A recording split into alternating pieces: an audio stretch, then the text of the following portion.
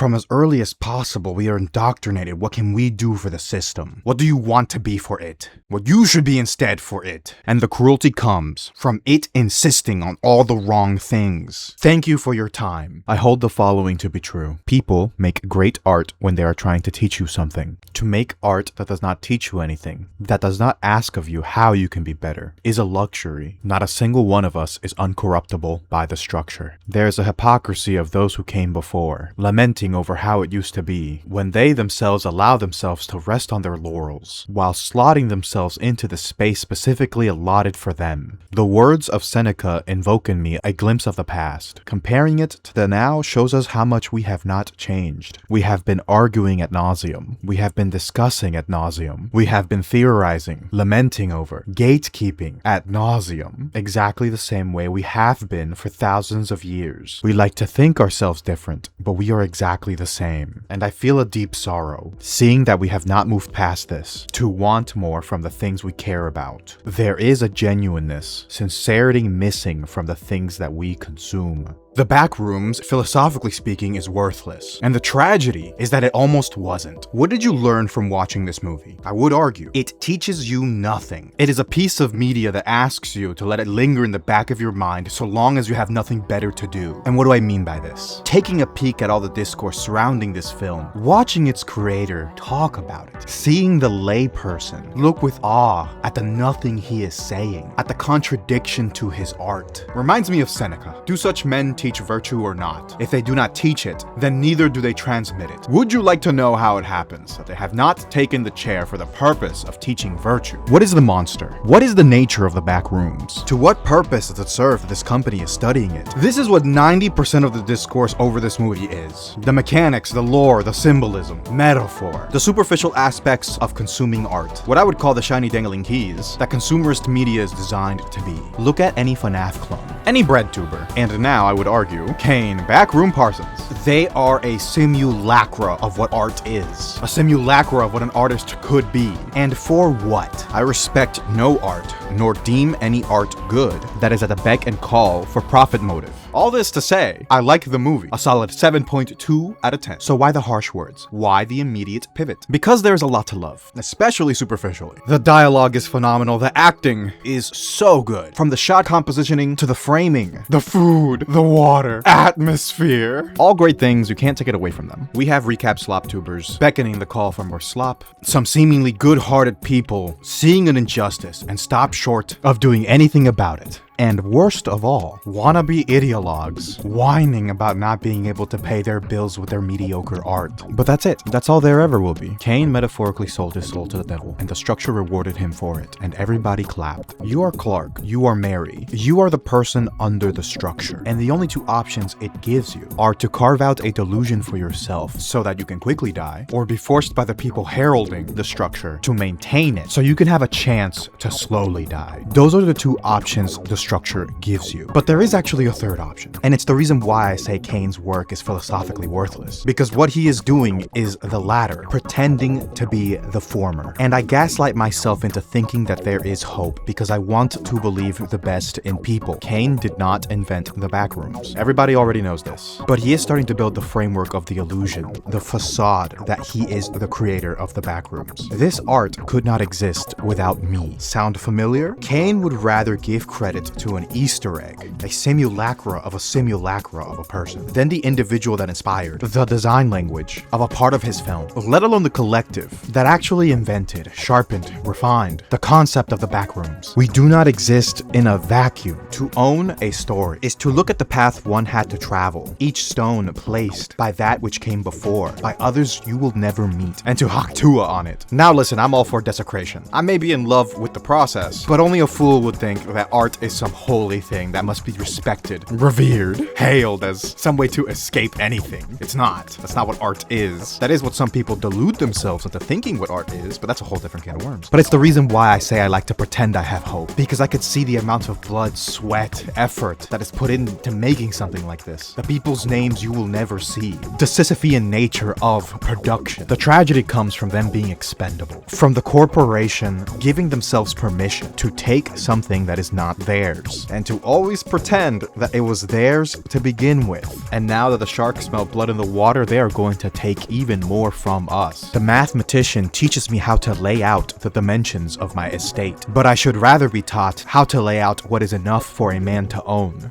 What good is there for me knowing how to parcel out a piece of land if I know not how to share it with my brother? We see this story play out time and time again. I think it's one of the instances of why I love the indie game space. These groups of people working together for something mutually. You don't see any of these people actively looking to go into the corporate structure that is AAA gaming. But when they do, and they sell out, almost immediately is their studio bankrupt, thrown out. The safety net of the structure is a lie. Profit motive above people. But why? What is the reason to accept the deal? I don't know. I can't say. I've never been offered. But I do know the result of signing that contract. It's one of the reasons why I hate bread tubers. I hold more respect for Slop recap channels, because at least the Slop recap channels aren't pretending to be anything that they are not. Every single one of them want to make it. They are crabs in a bucket. They will claw down anybody trying to make their way out, just for the chance to be slightly higher at the top. It's the reason why we have creators like PhilosophyTube, who alludes to the struggle of the collective only to shed away their morals, their values, the things they claim they believe, just to shill for an ethno-state so that they can maintain the contract they signed to be closer to the idea of the institution's definition of what an artist is. It is the reason we have people like Jack Saint making a video complaining about the conglomerate, claiming their quote-unquote art, while shilling for another conglomerate. Kane signed a contract. He is now beholden to the structure if he wants to maintain this delusion, and I am happy to be wrong. I want to be wrong. If I am wrong, it means the world is better than I imagined. But the way I see it, and the way I've always saw it, is that the next projects are going to be aplenty, and the people that are going to be the face of it, the characters, the stories, what the institution already approves. All the stars are here. It's the reason why I say you don't learn anything watching the Backrooms, because the Backrooms doesn't teach you anything. It's a spectacle pretending to be art. He said it himself. The Backrooms are just what you make of it. You bring in your own biases. Do not look to me, nor my art, for what we can learn, what we can do about the structure. You do not enter it as a master, but merely a tenant. And whose tenant are you? What you hold and call your own is public property. It belongs to mankind at large.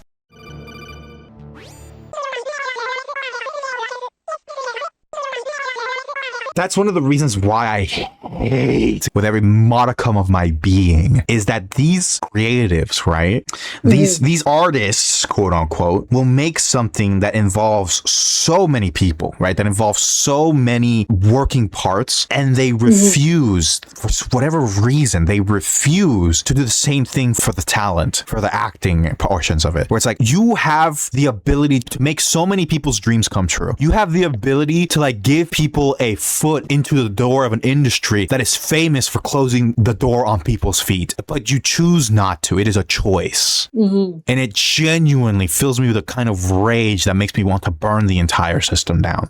So the fact that the Backrooms was like, hey, this is brand new talent. I'm like literally finally. I'm like, that's one of the reasons why Obsession had to do it because of like, you know, literally the budget, right? They had to do the new people, right? And to some extent, so did the Backrooms, right? That's one of the things I touched about in like the Tumblr video, where it's like there is such a thing as too much creative freedom, where it's like these people have a limitation with the budget just as much as the other people, but they also choose to like expand their horizons with like who gets to be in the camera, whose voice you get to hear. And I fucking hate Glitch for this. I think Glitch is a blight in the animation industry, because they will talk about diversity and inclusion, but the most you get is sprinkled in background characters who get like maybe one or two lines. 4chan as an idea is something I love. As a structure of creativity, it is the greatest thing to ever happen on the face of this planet. We collectively owe them for almost every meme, reference on the internet, and collaborative storytelling project majority of you have seen and or loved. And we've only ever scratched the surface of what it has to offer in terms of art. But when you give them a constructive task, the efficiency and fervor of their execution is uncanny. The decentralized nature of their organization is holstered by the deep passion these people hold. It is almost a survival of the fittest. Only the sharpest and strongest concepts make it out alive. For what breaks contagion and then gets filtered out to the rest of the internet It forever changes the art we consume. So I ask you, this is an invention of the collective, but what did they get for their work, for their time? Nothing. And this is a reason why I don't like leftists. This is a reason why I don't like bread tubers. You so much as hurt a hair on a cat, and the denizens of 4chan will bring forth a hellfire that only a decentralized network of like-minded people can bring. They actually stand for something. They genuinely believe in a thing. And we can argue about the politics until the cows come home. I do not agree with majority of the politics. I think they are wrong. I think they are misguided. But in so, they are speaking to something true, something that they can see and are trying to scream at the rest of us to look at the structure. There is a rot, a sickness. People like Bernie Sanders, Zoran, AOC, their orbiters like Hassan Piker, the Majority Report, stand for nothing. Well, not exactly nothing. They love the status quo and the status that comes with it. It's the reason why all of them were okay with Graham Plattner. Hassan would have loved to campaign with him, but it was Graham's campaign that specifically said nah. And all of these bread tubers are coming out of the woodwork trying to whitewash their support for him. A hypocrite. A rich frat boy. All of these people, they continue to support the institution that just normalizes and pushes garbage ideologies. The system is working as intended. What do I mean by this? The DSA is a branch that catches people like Zoran, who have some hot takes, some real ability to potentially shake up the system. But then the moment they get into power, the democratic apparatus defangs him. Netanyahu is a bad guy, but I won't actually arrest him. Come on, you know that was a bit. It's to raise awareness, as if we are not already aware. Brad Lander? The guy who supports the ethno-state, but the right way? Nah, he's cool. We need to give him a seat in the Congress. You remember how I said I was gonna put a stop to the 24-hour workday? Actually I can't. Because those jobs are actually just the brown people ones. And well, I'm mayor now, and I can literally put a stop to this worker rights abuse. But shh, but let's just sweep it under the rug. Look up the origins of the DSA. It is very much working as intended. The left beckons everyone to go more towards the institution. So the masses, you and me, we get fed up. Because you see, nothing really changes. And because we as a collective have such short-term memories, the Republicans go, nah, we can do it better, we promise. And they make everything literally worse. Strip away the safety net. Start all the wars. Notice how the Dems really do love to maintain those wars. Apply as much oppression as possible. Look at the flock cameras. We are literally entering the surveillance state. But eventually the masses will wake up. Realize that, wait a minute, they're the baddies. Hire back the left, quote unquote. They fix nothing. Give out breadcrumbs. Oh look, the flock cameras are even more abundant now. Literally, mark my words, I will gladly eat them. The masses get upset that they're just getting breadcrumbs. The cycle repeats over and over, while it breeds more radicalism, while it leads the way to conspiracy theories, cults, maladjusted coping mechanisms. And it is just a coping mechanism. There is a cure. But the disease is just gonna spread. Who cares? Just argue about the meaning of the backrooms. Argue about the lore. Be grumpy that H-Bomber guy made a take you didn't like. Let's completely ignore the fact that this company is going to sell its entire library to... They are hailing Kane as the next biggest director, as someone who's looking out for the little guy, as the company that he is under is striking, centralizing ownership, and opening the door for more slop. The headlines will read that he is grumpy about this and that he's gonna do something about it. But remember, he's just a puppet on a string. Kane doesn't know the first thing about trauma. The only reason this movie is about trauma is because they are trying to just make a successful movie. They are not trying to say anything, and all of the movies that are spooky are about trauma. Kane is just there to make it look pretty, to give it a sense of awe and wonder, as if he was not plucked specifically to give it more credibility. For even these arts of which I have spoken, though admittedly of a low grade, depending as they do upon handiwork, greatly contribute towards the equipment of life, but nevertheless have nothing to do with virtue. And if you inquire, why then do we educate our children in these liberal studies? It is not because they can bestow virtue, but because they prepare the soul for the reception of virtue. Seneca, I believe,